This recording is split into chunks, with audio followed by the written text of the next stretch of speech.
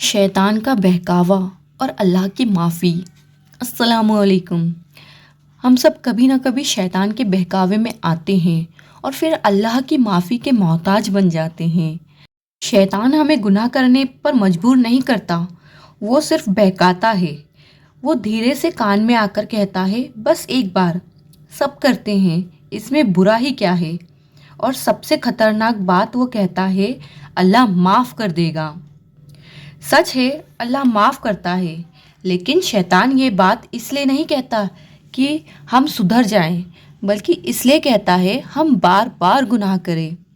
जब गुनाह हो जाता है तो शैतान अपना चेहरा बदल लेता है। वही शैतान जो कहता था अल्लाह बहुत रहीम है, अब कहता है तुमसे तो बहुत बड़ा गुनाह हो गया है, अब माफ़ी मुमकिन नहीं। फ्रेंड्स, ये शैतान का सबसे बड़ा झूठ है। अल्लाह कुरान में कहता है अल्लाह की रहमत से ना उम्मीद ना हो।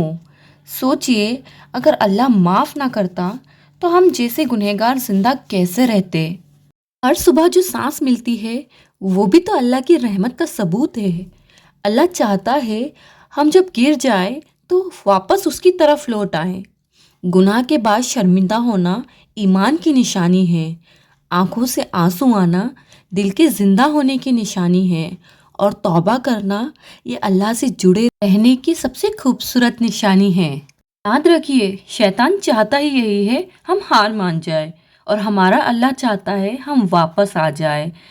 आज अगर आप में से कोई ये सोच रहा है कि मैं बहुत गलत हो चुका हूँ, तो समझ लो अल्लाह आपका इंतज़ार कर रहा है, क्योंकि अल्लाह की माफ़ी हमारे गुनाहों से बड़ी है।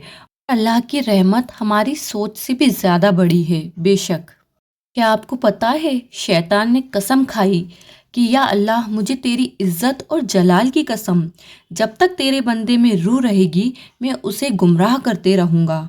तो अल्लाह ने जवाब में कहा, मुझे भी मेरी इज्जत और जलाल की कसम, जब तक मेरा बंदा मुझसे माफ़ी मांगता रहेगा मैं उसे माफ़ करता रहूँगा। सुभान अल्लाह।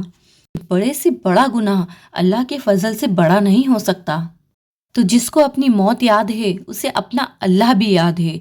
इसलिए कब्र में जाने से पहले ये याद रखे, कब्र में नेमतें देने वाला पूछेगा, दी तो मैंने तुझे नेमतें थी, फिर मेरी ही नेमतें इस्तेमाल करके जहन्नुम तक कैसे पहुंच गया। अगर सांसें हैं तो तौबा कर लो, तौबा का दरवाज़ा खुला है, वरना कल मौत आ गई तो फिर हम क्या करेंगे। शैतान गुनाह को आसान बनाता है और अल्लाह माफ़ी को। बस फ़र्क इतना है हमें किसकी बात सुननी है।